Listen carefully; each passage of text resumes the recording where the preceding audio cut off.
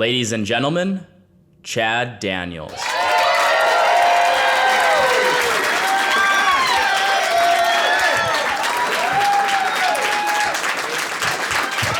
Hello, everyone. Hi. Hey. Quit breathing your fucking germs up here. Hi. Thank you for being here. I'm 46. Yeah, nope. It's too many. It's too many. My daughter, my God, both my kids, they treat me like I'm just done living. I said, hey, I'm gonna learn Spanish. And my daughter goes, you can't. You have to learn languages when you're younger. I was like, that's not true at all. Because I'm learning Latin, right? This year I figured out what plantar fasciitis means. It means, hey man, my fucking foot hurts, in Latin. That's a new language, boom, nailed it. My foot hurts, all the time. I went to the doctor and I said, hey, here's what's happening. And he goes, well, you have to take one of these little pieces and put it in your shoe. And I was like, all right. And then 2 days later, my back started to hurt.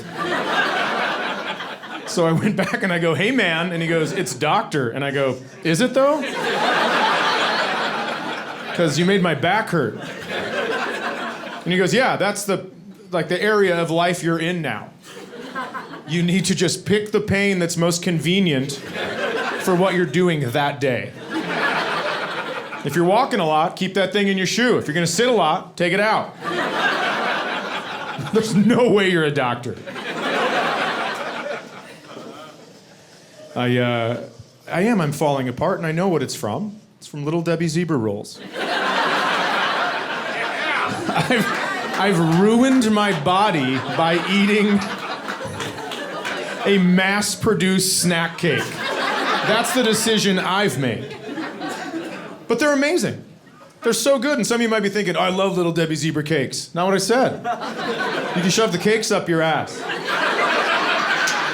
Figuratively, of course, because they're hexagons. Can't shove a hexagon up your ass, and if you can, you're doing Kegels wrong. In my opinion, Little Debbie zebra cakes, it's not enough cake and it's way too much frosting. And the frosting is plasticky, so it gums up on the roof of your mouth, and you have to try to scrape it off with the back of your tongue. That makes you look like an idiot, because that's how they made animals talk in the movies. Where's your mom? We'll find her.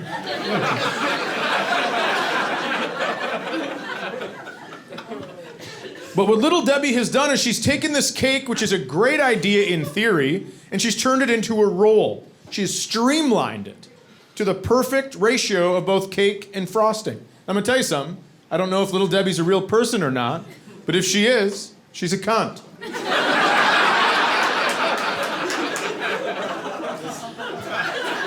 It's a tough word to say when you're at half capacity already. Right? Because I know I'm going to lose people when I say that word. And by people, I mean white ladies, and that's fine. And also men sitting next to white ladies that now have a don't you dare laugh pinch mark on their inner thigh, right? It's like, I'm sorry. I know you told me before we left. I'm sorry. People don't like that word. People want to get rid of that word, and they are, of course, cunts. Because they want to act all cunty and not have consequences. Here's the deal. We're not born not liking words. You ever called a baby a cunt? I have. Just for this story. I leaned over the crib and I was like, who's a little cunt? Want to know what the baby did? This. Babies don't care what you call them. Their only job is making sure their giant head doesn't snap their tiny neck. That's it. Little Debbie zebra rolls. We're gonna be back and forth a lot tonight. This is the 12th night I've done comedy in a calendar year. Yes.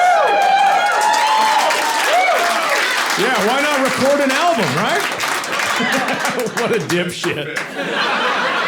Just Twelfth Night, dress up like a lady. Oh, dear Shakespeare.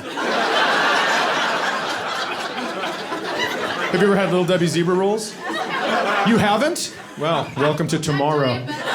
You're diabetic? Yeah, me too. My foot hurts.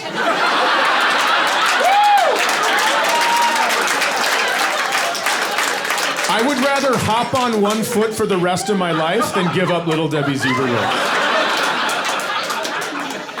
They're even perfect for the pandemic because you don't have to really grab them that much. You have to get it to your mouth, and as soon as you do, you can just flat palm that bitch and shove it in like a wood chipper. You don't even have to chew it if you don't want. It's the same shape as your throat. You can just shove it in. And if one gets stuck, unwrap another one, knock it loose. It's like you're putting batteries in a flashlight. It's incredible. How many people in here, if you want to share, have been divorced? By round of applause. Okay, keep clapping if you lost a little bit of weight during your divorce. Now keep clapping if you're a little bit fatter now. It's the same people the whole time. Because that's what our bodies do. I know that we're here and we're like, we're just here to connect with souls and I can't wait to find my soulmate. But we're clothed animals. We're here to fuck. Everywhere else in America, that line works. For some reason in Minneapolis, you're like, Lutherans don't fuck.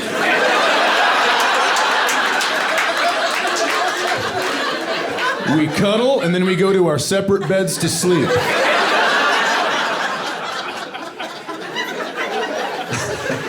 But it's true, survival of the fittest isn't about strength, it's about making the most copies of ourselves. I think that's why we crawled out of the ocean in the first place. Because the beach looked like a romantic place to screw. We're just like, what is that, moonlight? Oh, I'll grow bottom arms for this. Hold on.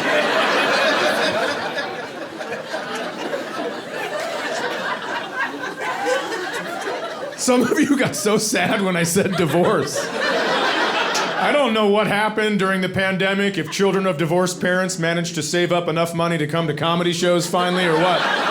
But I said divorce and a lot of you went, oh. Listen, you had 2 Christmases. Grow up.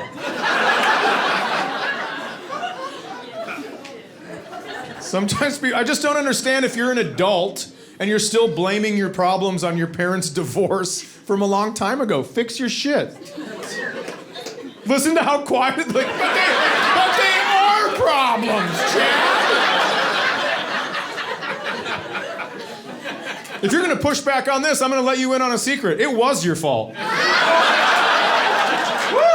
It was, without question. Check the timeline. Everything was going great. You were born. Divorce. It's right there.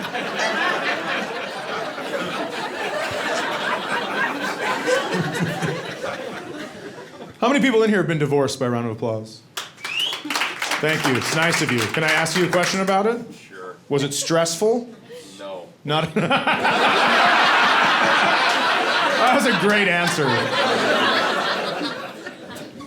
Some people think it is. Mine wasn't terribly stressful, but some people think that it is very stressful. And my friends thought mine would be because they asked me, like, you think you ever get married again? And I was like, I don't know, probably. Because I want to get divorced again. Get back into shape. They're like, why don't you just go to the gym? I don't know, because the gym is hard and sweaty. Have you ever divvied up half your shit and moved it into a house your children might never call a home?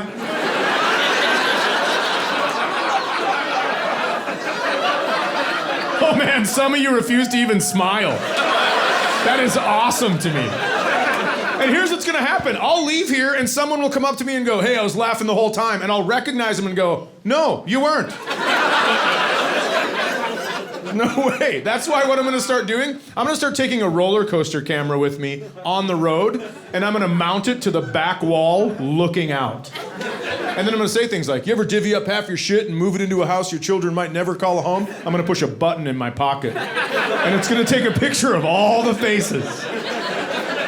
Then when we leave, there's gonna be screens set up.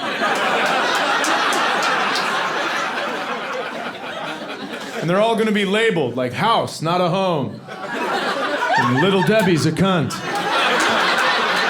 And you can see what your face looked like when I said those things. Then I'm gonna sell you a keychain. That's gonna be my merch. And you can show it to your friends and they'll be like, how high was that roller coaster? You're like, it wasn't even on a roller coaster. Some man I didn't know someone brought me to see called a fake person the C word. I was already having a bad week.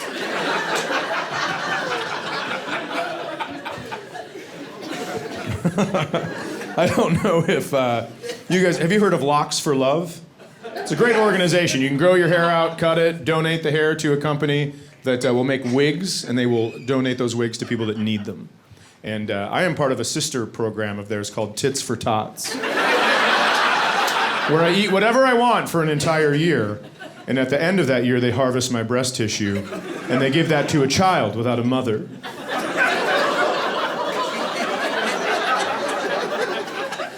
So it too may suckle on a teat.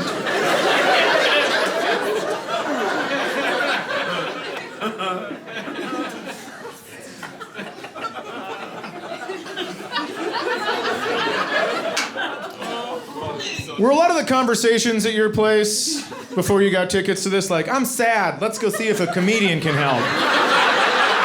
Is that what we're doing? How are you getting so sad? Listen!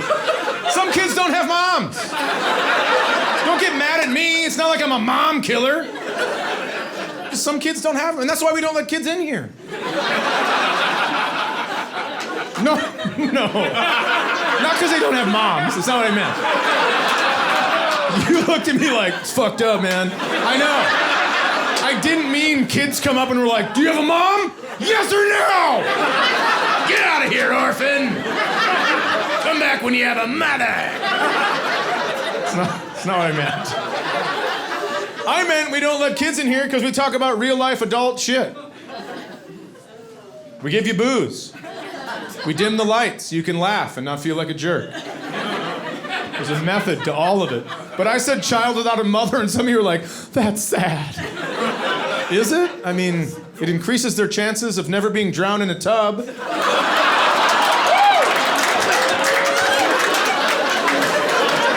I'm saying is, why can't we focus on the positive? I'll tell you why. Because we have become a society that is embedded in negation. Everything we say comes from a negative spot. Want to know why? Because positivity gets you no attention these days. Problems get you attention. People used to be they used to go, hey, you're right. Now they go, well, you're not wrong. Absolutely not. That's too much carbon dioxide coming out of your face for saying that long thing when you could have said the short thing. You're the reason there's climate change.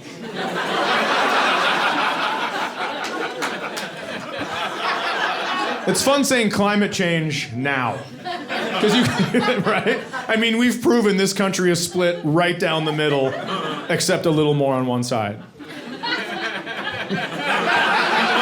That was just to twist the knife a little bit.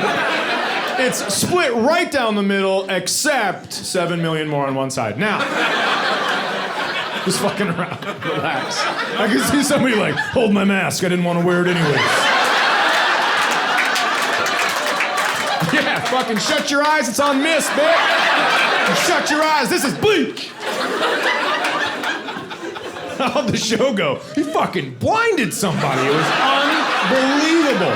Guy walked out with white eyebrows. He bleached his eyebrows in front of us.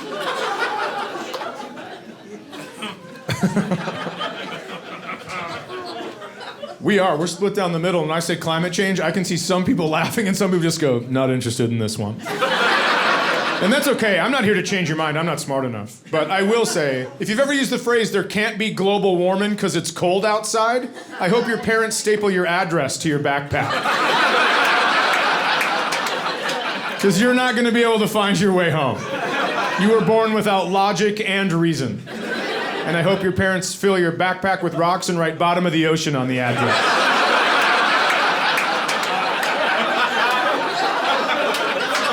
Listen, it just doesn't make sense to me. You're not going to listen to 97% of scientists, but you will listen to a groundhog? That's a bit risky, don't you think?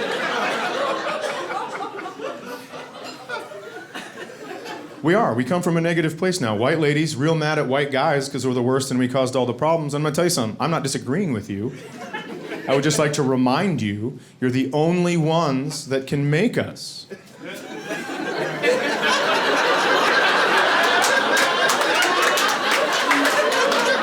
If you stop making us, there won't be any us.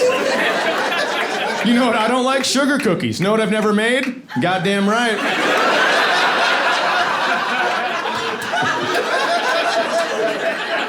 You would have to stop having sex with white men for 3 generations and we would be eliminated. I've done the math. It is literally in your hands. Or, you know.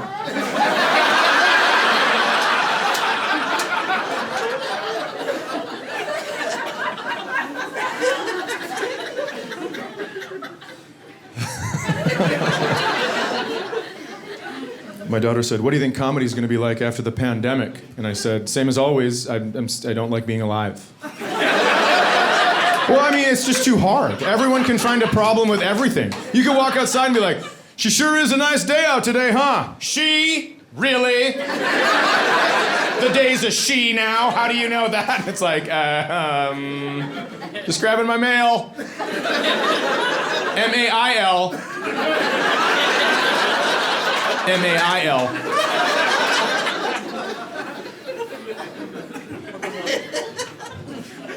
There's a lot of rules now, right? You can't do a lot of stuff.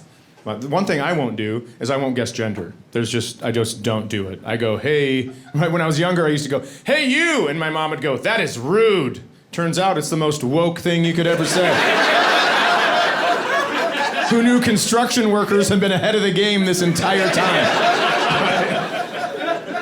I was in San Francisco getting a coffee one time, and I walked in, and the person working had a name tag on, and it said Eric, and Eric had a beard. I don't pretend to know where Eric's life started, but that dude, I'm pretty sure he was a dude, right? And so I said, "Hey, Eric, can I get a coffee?" And he goes, "No problem."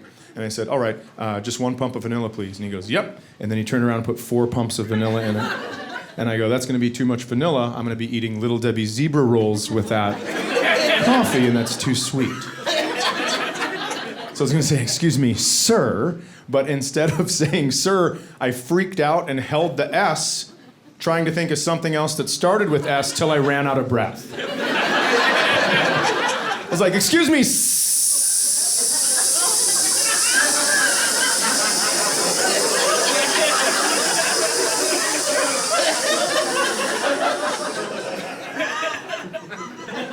I'm a snake." And then I left without my coffee. I'm gonna retell that story in 3 chunks. Paid for coffee, told another person I was a snake, then I left without my coffee. And my friend waiting outside was like, "Where's your coffee?" And I was like, "Snakes don't have hands, idiot!" I was so embarrassed I held on to the lie for 2 more blocks. It is hard being alive right now. It's hard for lots of reasons. It's hard because every single person has a mental illness. Yeah, it's a tough one, huh? But we all do. You, everyone in here, me. I mean, crazy people have been fucking for way too long for all of us not to have something. I'm gonna tell you that. You ever see a freckle on your hand? You're like, "I didn't know there was a redhead in here." Yes. Same with that. And you might be thinking, "I don't have a mental illness." Well, that's narcissism. What's up, bruh? We all have one, right? I was reading the big book, and I was looking at all the symptoms they call them, and I was looking at bipolar 2, and 2 of the symptoms for that were wants to have sex with random people, impulse purchases. Ladies and gentlemen, I brought you all here tonight to tell you you have bipolar 2. I mean, isn't that every single person that's ever lived? If you can't get laid, you should try to find somebody with a 15-pack of chapstick. Because they did not go into Target for that, but they sure as hell came out with it. My daughter came home and she goes, "Dad, all my friends in my friends group have anxiety, but I don't have it. And that's making me anxious." And I was like, "Awesome, it's airborne. Sweet. Perfect." I didn't know a lot about anxiety before she said that, and I started researching it, and I've come to the conclusion there are two main types of anxiety: real and fake.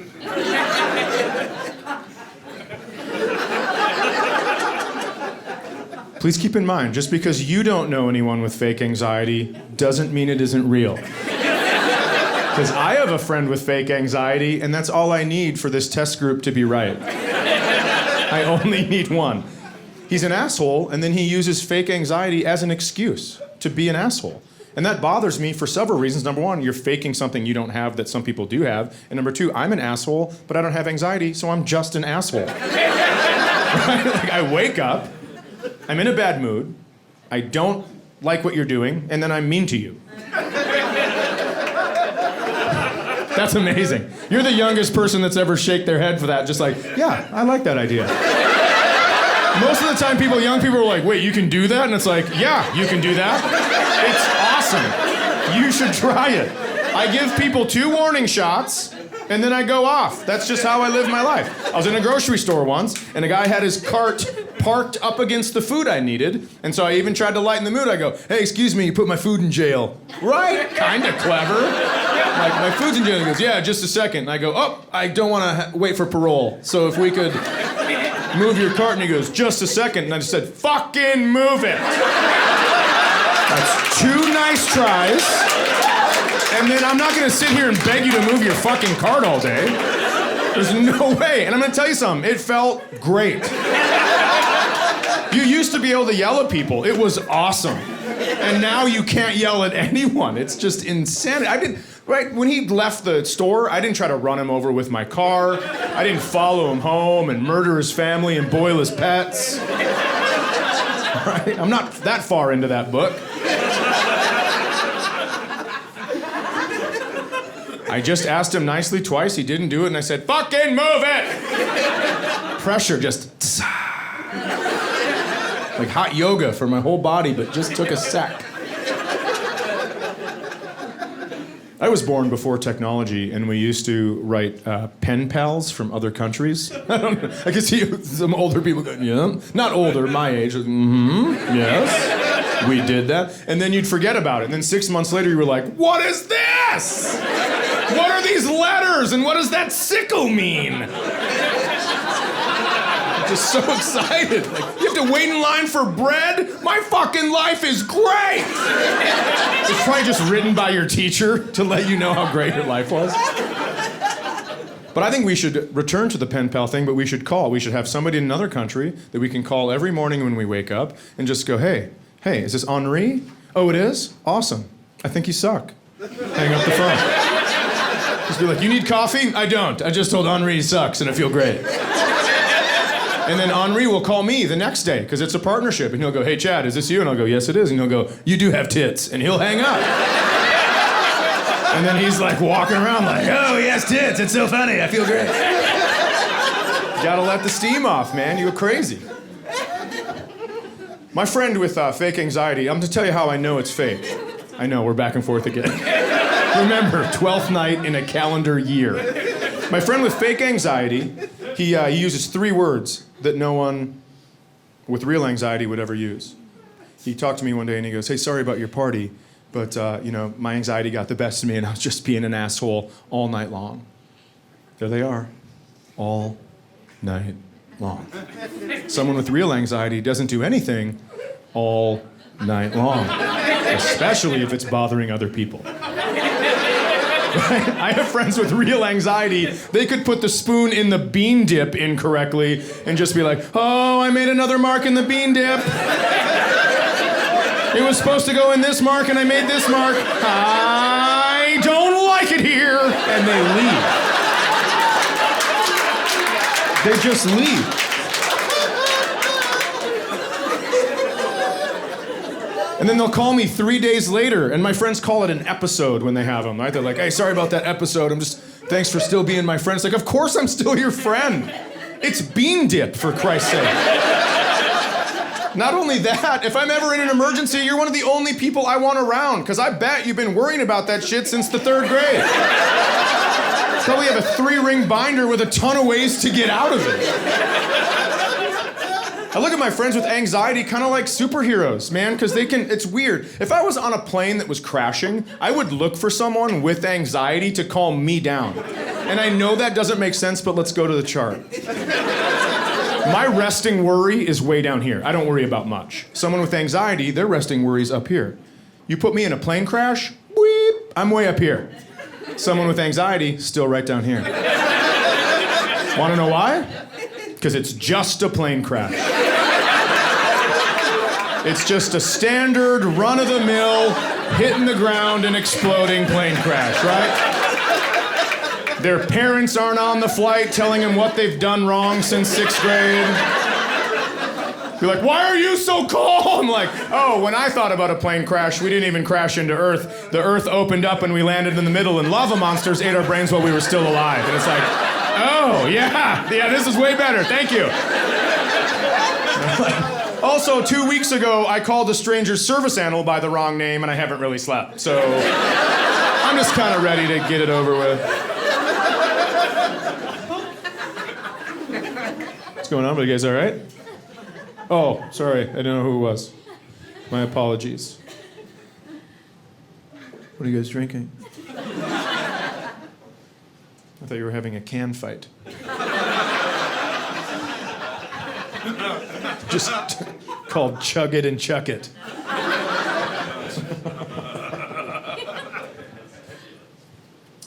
What was I talking about? Oh, how's your foot? Good? Okay. What are you drinking?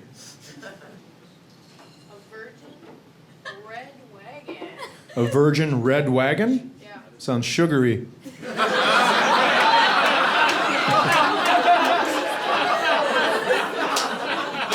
Do you not drink? I'm a child. You're a child. I have lights in my fucking face.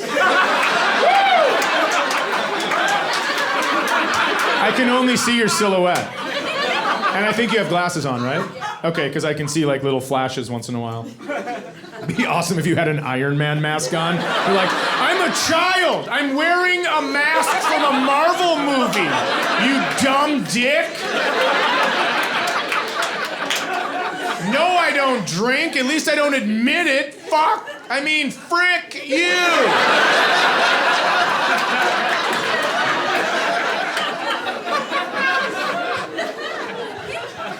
One of my mental illnesses is patience. I don't have any.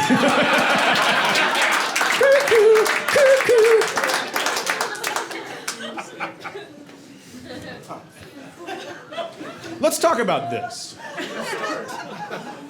We've all been in this situation, right? We're driving on a highway. There's a truck in front of us in the left lane that's going slowly. What happened? Do you hate that? I hate it so much. How much do you hate it? Enough to ruin a fucking album recording? I'm just kidding. Oh, I'm totally just kidding. No, I know. It's all I have to say is you're in the left lane and there's a truck in front of you. People go, I can feel my pulse in my temple. This isn't your temple, by the way. This is. I am stroking out right now. Going down on a plane. Grab my temple.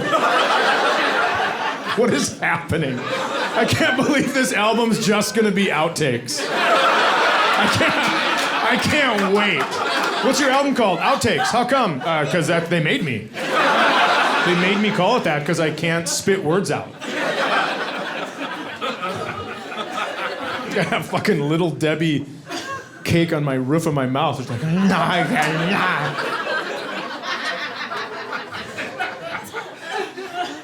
What do you do when there's a truck in front of you? Can I ask, lady who yelled?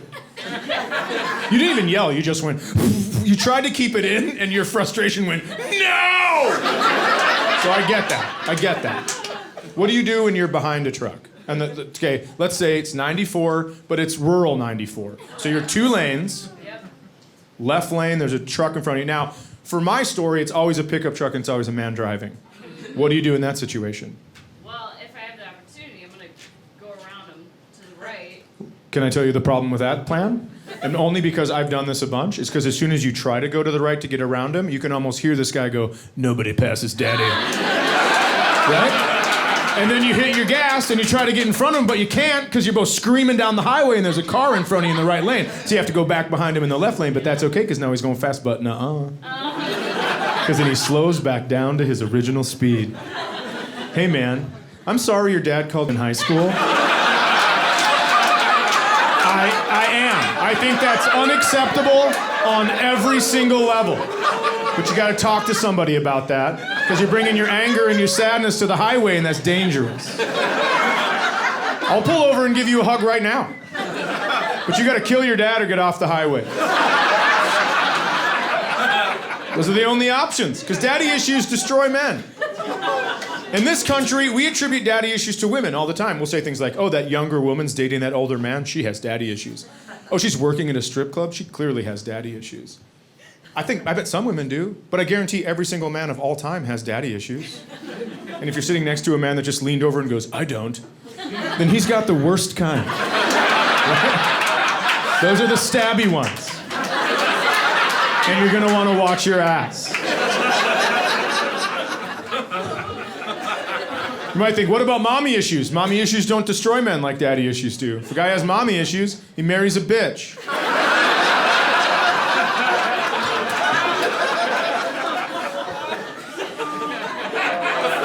If we could just take some time to appreciate all the men staring straight forward right now.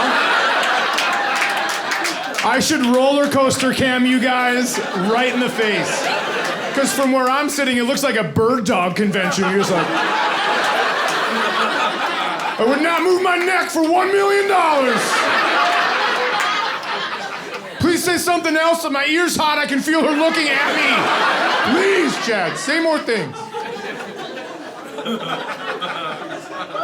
But it's true. Guy has mommy issues and marries a bitch. Guy has daddy issues. There's a good chance that sometime in his life he will be described as the shooter. Here's the thing. I don't even need you to laugh at that one. I don't, but I do need you to hear it. Because I'm telling you, daddy issues destroy dudes. You ever seen a grown man pounding a nail into something and he hits his own thumb? And he's like, you fucking idiot!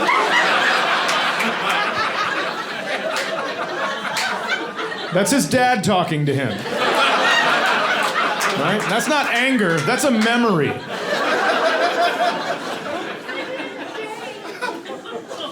You ever seen those two guys at the movie theater that leave that empty space in between them? It's for one of their dads that never made it to a game.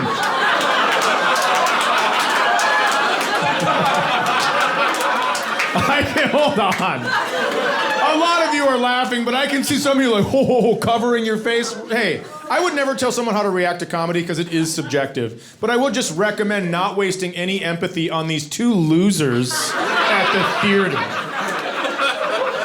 What do you need an empty space in between you for? You've been best friends since the 4th grade, and you think tonight, at the new Keanu movie, that your clothed arm is gonna touch his clothed arm, and you're just gonna have to butt fuck? Really? Is that right? Is that what's happening? I don't believe you. You're gonna reach for the pop at the same time, and your hairy knuckles are gonna touch? And that's the spark you've been missing? You're just like, oh, it sends shivers up my spine. You feel that? You feel it too? Ah, I thought you might. Why don't you hop over on my lap and we'll make our own Lego movie? Homophobia is the biggest daddy issue of them all. It has to be. Think of how many boys in high school never go into choir that have angelic voices because they're scared to get teased by these fucking homophobic people in their grade. Because I remember that, right? People would be like, I think I'm gonna sign up for choir. And another guy'd be like, oh yeah? Well, let me know if you need me to jizz on your vocal cords. Cool them off for the concert. I mean, that's how it was. And you'd always think, yeah, singers never get laid. What the fuck? Mick Jagger's 100 and he has a baby from yesterday, probably.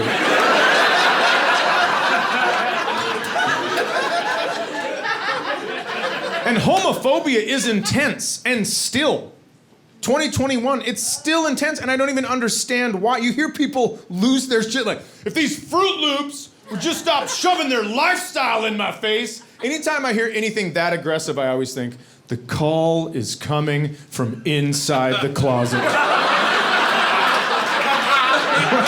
I mean, nobody wants to kiss you on your underbite, you ape. Relax. I can't speak for the gay community, but I have to assume no one wants to lick skull off of bottom teeth, right?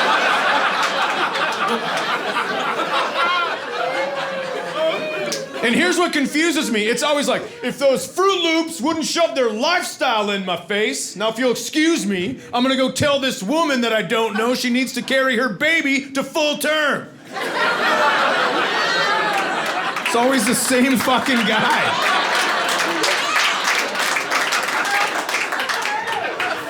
Right? I mean, and that intensity is happening now. Could you even fathom?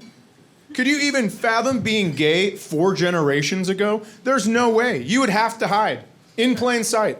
I bet some of our great-grandpas probably left the loves of their lives overseas after a war, because there's no way they could bring them home. They'd be murdered, truly.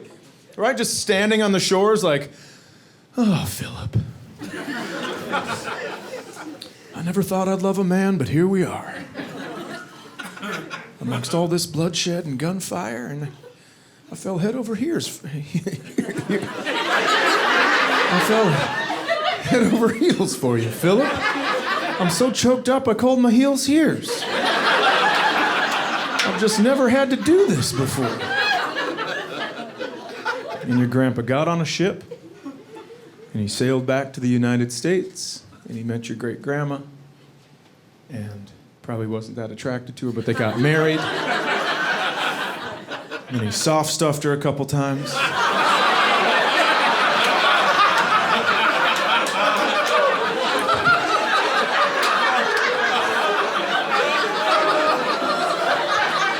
Well, he had to put some kids in there, throw the neighbors off, right? And he didn't get to live the life he wanted. And your great-grandma didn't either, right? She's probably hiding in a closet with her friends, inventing the Long Island iced tea. It's like, I can only pour a little out of each bottle. Add some Coke to help wash it down. You need to be gone by the time he comes home from work, because he hits me because I'm not Philip. Yeah, no shit, that's sad. You can groan if you want. That's a horrible life.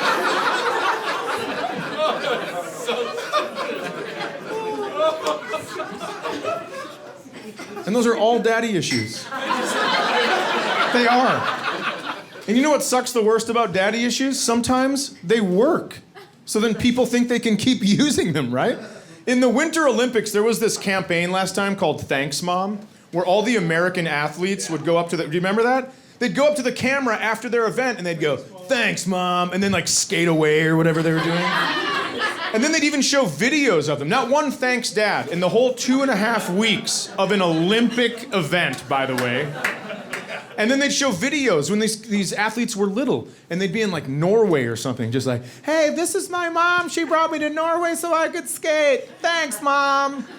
Not one video with a dad, because that'd be sad as shit. Be like, this is my dad. I'm walking him to the factory. He picked up a couple extra shifts so his family could go to Scandinavia without him.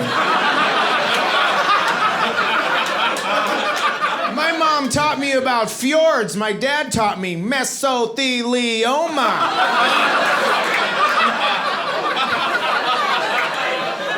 It's sad as shit. I'm gonna tell you something. Moms, listen. I know the world burns without you in 3 days. I understand that. But sometimes the love and the kindness, sit it down. We don't always need it. That's not how we get better, right? If a kid falls off a ski jump, you can't run over and be like, I love you so much. Let's get that snow out of your hair and get you some soup. Oh, you're my favorite baby. That's great. It's also a silver medal.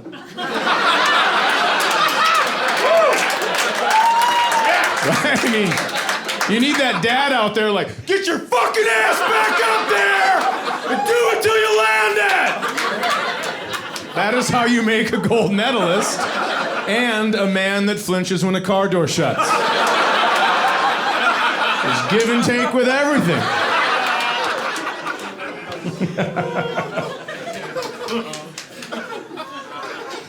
I know, listen, I'm a dad, so I know I've given daddy issues. I haven't tried, but I know I've given them. I don't think we really know to what extent we mess up our kids until one of them murders us. Just wake up with a knife sticking out of our chest and a kid walking away going, I said Pop-Tarts! Just laying in bed like, there's fresh fruit in the fridge!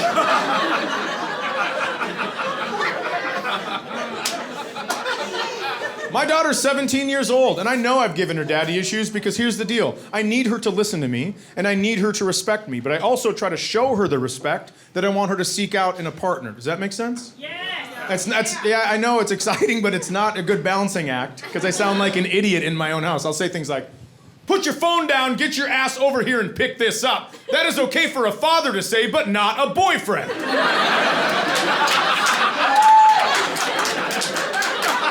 If a boyfriend uses his tone with you, you leave his ass, but by God, you're gonna pick this shit up for your dad.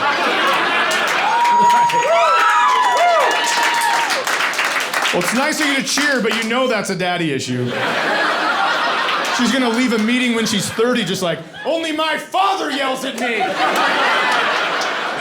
All the men in the room reaching for the phone. Can we get HR up here, please, immediately? Can you send Rebecca and not David this time? Thank you. Thank you.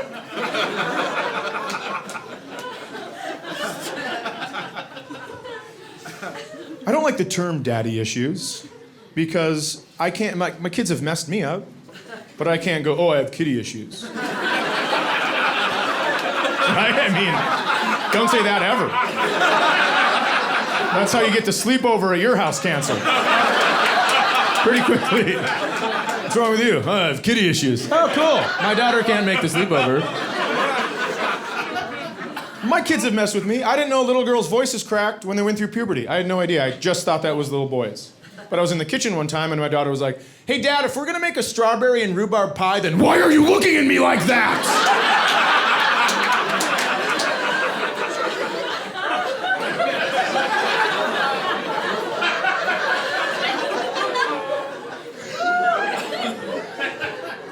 You ever been startled into hard nipples by your own kid? One of the creepiest things that'll ever happen to you, I promise you that. Because you're the only two in the kitchen and you are rocking glass cutters. And you know she sees them through your shirt, so you know you have to explain them. You have to be like, listen, first of all, these are not the good ones. These are the bad ones. What happened was you scared me so badly, I got goosebumps all over my body instantaneously, and my body ran out of skin and my nipples almost exploded. So why don't you head up to your room and, you know what? Nope, I'm gonna go to my room this time. How about that? And I'll come down when I'm done thinking about it.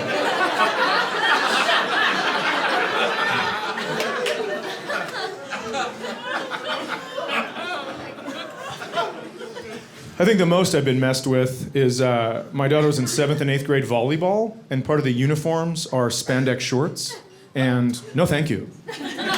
Not ever. Not spandex on anyone, not ever. I was in Florida once, and I saw a bunch of senior citizens biking on pedal bikes towards me, and they were all wearing head-to-toe spandex.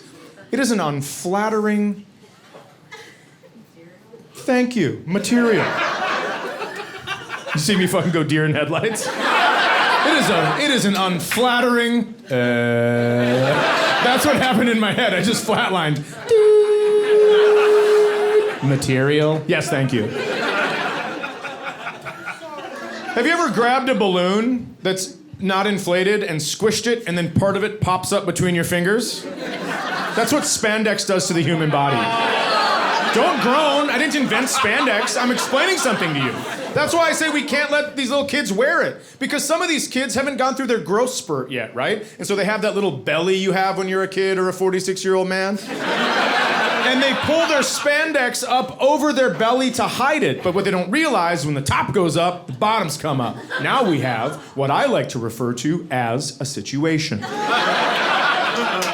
I went to every home game of my daughter's 7th and 8th grade volleyball career, and I had not seen that many camel toes since the parade scene in Aladdin. I know some of you aren't understanding. Listen, that's 75 golden camels. That's 4 legs apiece. You get it.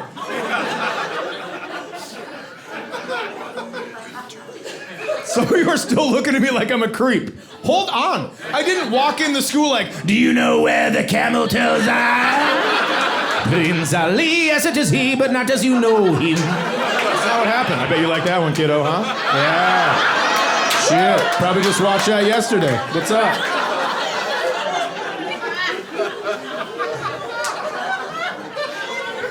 It startled me the first time. I mean, I walked in, you don't expect it, no one warns you about it. I bet dads that are like, have seen this before, like, oh shit, I'm not saying a word, watch this. And you walk in, you're like, hey girl, pat, camel toe, and you're like, no! I backed up to the bleachers, started feeling for him, and then I started sliding down the bleachers, moving away from the noise. I was like, I would rather walk through darkness with friends than see camel toes in the light.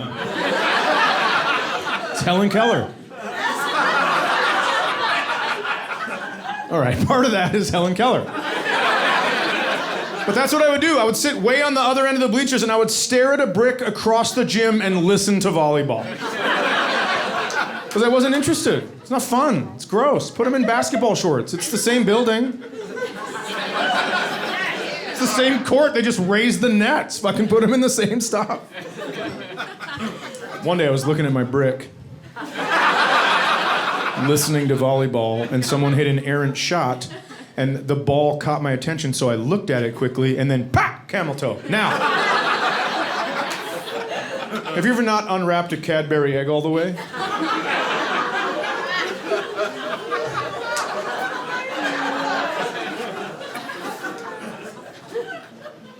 Little piece of tinfoil left on it. It's the first thing you bite down on, and your brain goes, That's what happens to a good dad when he is sniped by a camel toe.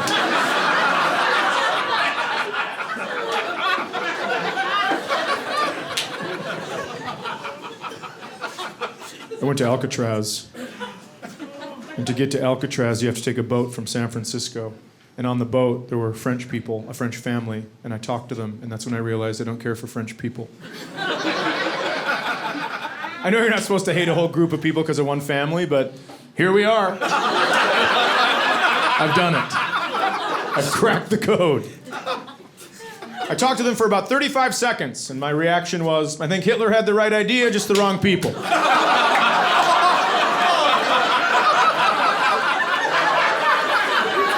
Since you guys like that one so much, here's a little Hitler trivia for you. When Hitler was 4 years old, he almost drowned in a river, and a Catholic priest pulled him out and saved his life. That's a true story. So quickly, if I could just talk to the Catholics for 1 sec. If the leaders of your church molesting young children was not enough for you to leave it,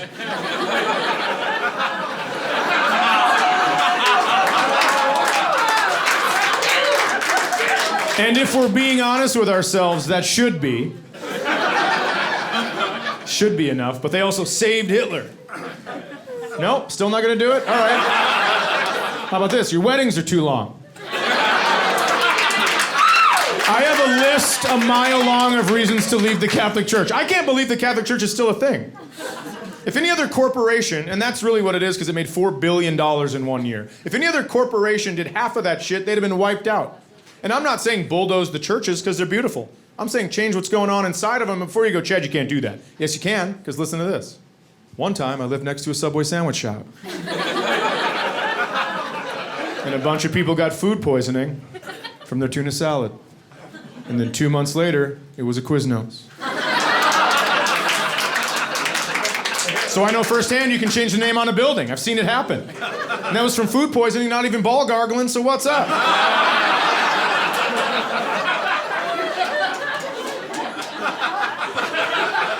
I should say right now, I'm not talking about Christianity. I'm talking about Catholicism only. You can leave the Catholic Church and still be a Christian. It's almost the same book without that creepy-ass music.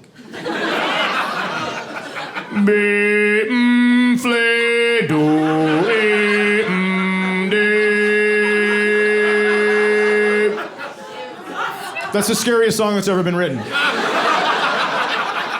It's Somebody brought me to a Catholic church when I was in high school, and I heard that song, and I was like, oh, we're killing a virgin, huh? Oh, no! That's the Kill the Virgin song for sure. Am I the virgin? Is that why you brought me here? I know I'm a senior. I'm a late bloomer, dude. I told you. She said Valentine's Day. Relax. That's a true story. Bought her a heart-shaped pizza from Domino's and booyah.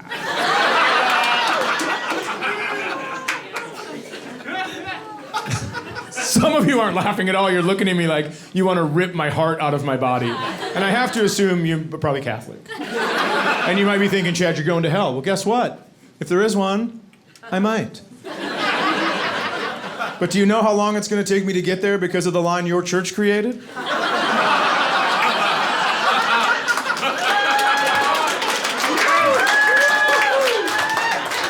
That's what they don't teach you in Catholic school. Purgatory isn't waiting for someone to make a decision. It's waiting in a bank line behind a bunch of other Catholics to get into hell. You're just like, Are you serious about this? Is there only one lane open? Shut up! Oh, hey, every time I'm in the middle, I see you.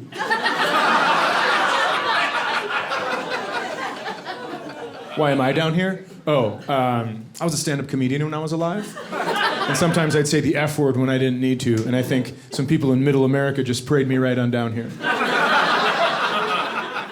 How about you guys? What'd you guys do? You gave 10% of your yearly income to hide kid touchers?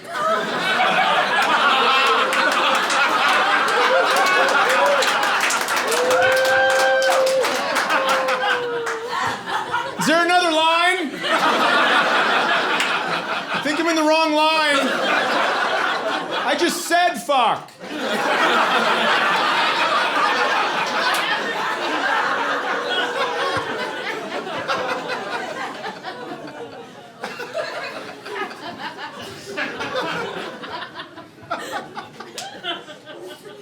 Oh shit, that French family. Okay, so.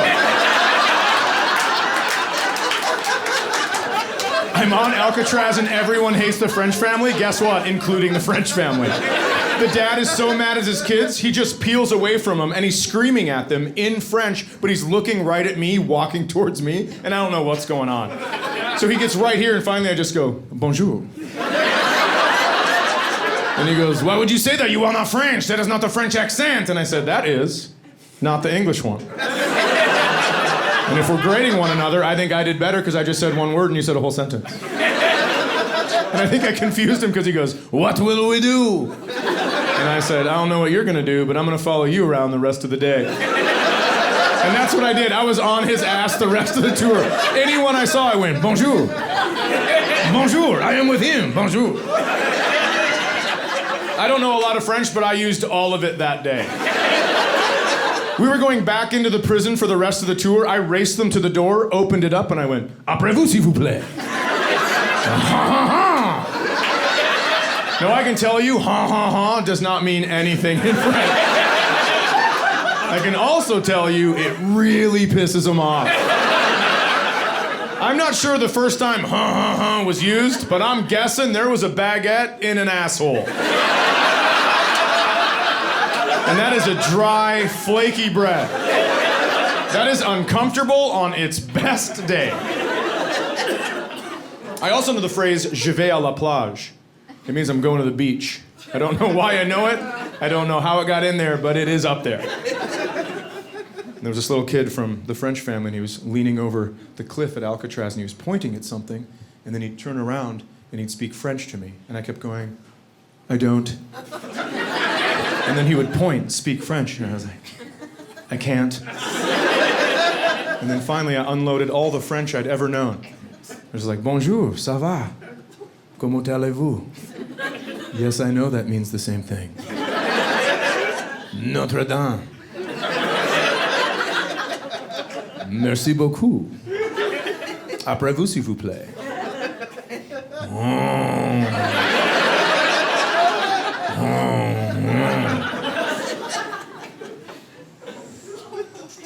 Chauffeur.